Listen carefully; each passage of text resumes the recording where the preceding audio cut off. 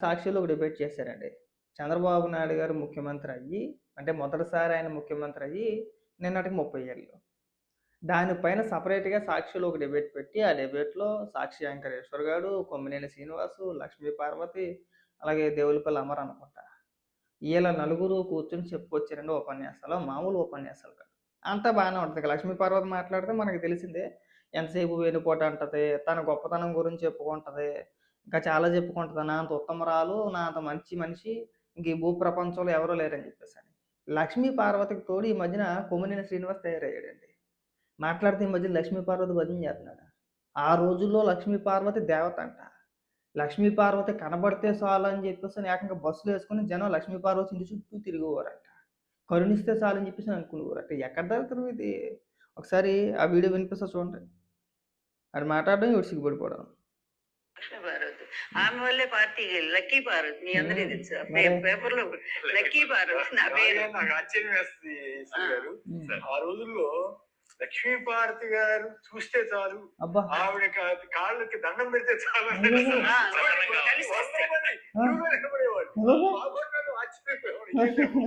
అట్లాంటి పరిస్థితి.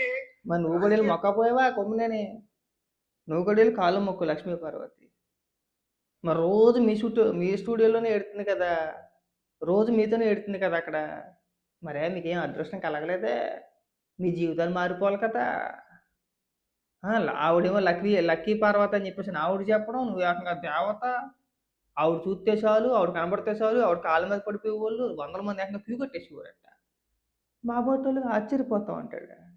ఆశ్చర్యం లేదు, బొక్క లేదు, నువ్వు ఇలాంటి సొలి మాటలు మాని. పనికొచ్చే వాటి మీద డిబేట్లు పెట్టండి, పనికిరాని వాటి మీద డిబేట్లు పెట్టమాకండి. నేను 30 ఏళ్ళ బట్టి అంటున్నాం ఈ స్టోరీ.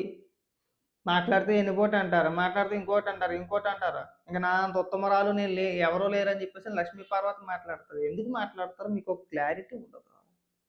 పనికొచ్చే అంశాలు కాదు. ఇప్పుడు అసలు మీరు డిబేట్ పెట్టాల్సిన అవసరమే లేదు. అది అంత సబ్జెక్టు కూడా కాదు. ఆయన ముఖ్యమంత్రి అయ్యి తొలిసారి ముఖ్యమంత్రి అయ్యి నిన్నటికి 30 ఏళ్ళు. ఏదో కార్యకర్తలు ఏదో సోషల్ మీడియాలో ట్రెండింగ్ ఏదో చేశారు అంతే. ఆయన చేసిన మంచి పనులు ఏవైతే ఉన్నాయో వాటిని చెప్పుకున్నారు అంతే. ఇక్కడ ఎవరిని విమర్శించాలి. దానికి మీరు ఏడవలసిన అవసరం లేదుగా. ఇప్పుడు ఒక్కొక్కరికి ఒక్కొక్క చరిత్ర ఉంటుందండి.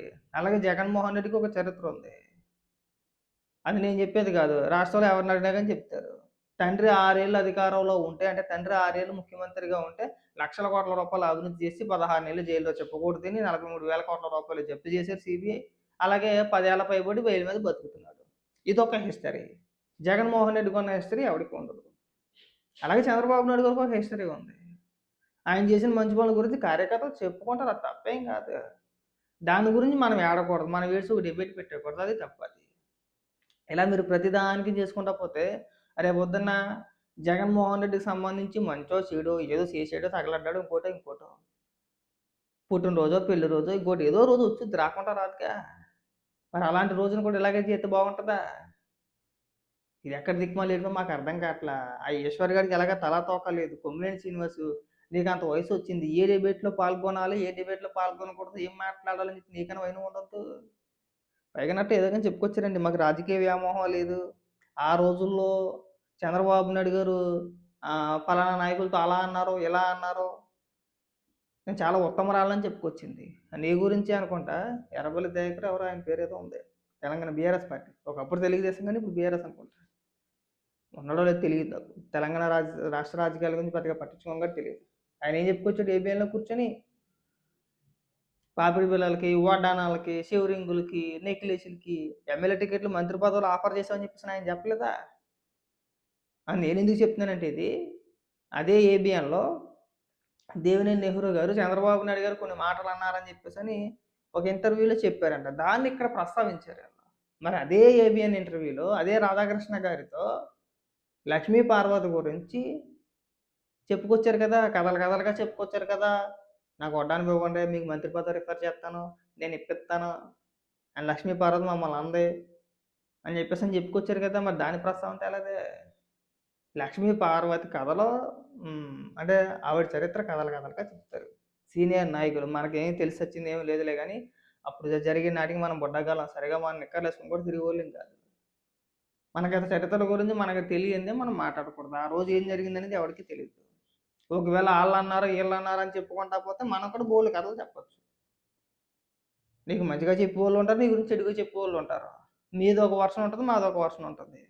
అలా చెప్పాలంటే లక్ష్మీపార్వతి గురించి కథలు కథలుగా చెప్పొచ్చు. మీరు ఏదైతే ఆ డిబేట్లో వాళ్ళు అలా అన్నారని చెప్పేసి అని మాట్లాడారో ఆయన దగ్గరే ఈ మహాతల్లి టికెట్లు అమ్ముకొని, ఆ టికెట్లు అమ్ముకోవడం అంటే అమ్ముకోవడం కాదు, ఆఫర్ చేసి రికమెండ్ చేసి బంగారం డబ్బులు తీసుకుని ఆయన దగ్గరే దాచిపెట్టిందని చెప్పి ఒక స్టోరీ ఉంది.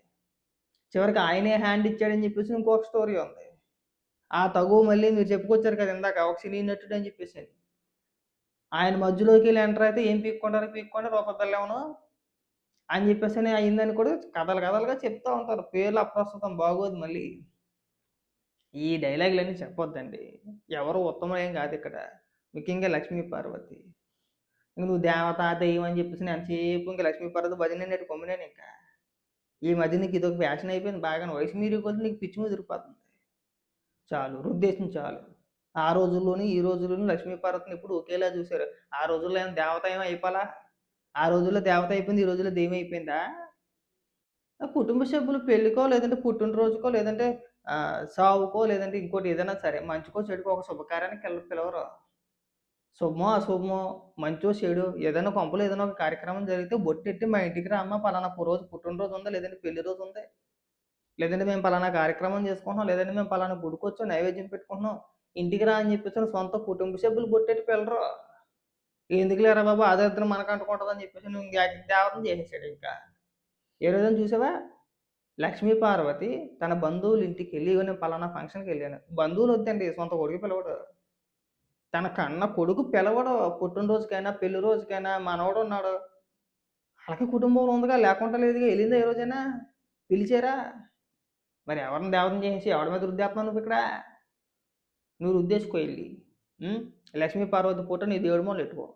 రోజు లక్ష్మీ పార్వతి ముఖం చూసేస్తున్నావు కదా, నీకెంత అదృష్టం కలిసి వచ్చేసింది. ఆ ముఖం చూస్తే అదృష్టం, కాలుమాలు పడిపోతే ఇంక కరుణించేసినట్టే. లక్ష్మీ పార్వతి కనబడితే ఇంక దేవత అని చెప్పేసి ఇక్కడ వెళ్ళేసాడు నువ్వు. సిగ్గుండాలి అంత వయసు వచ్చిన తర్వాత.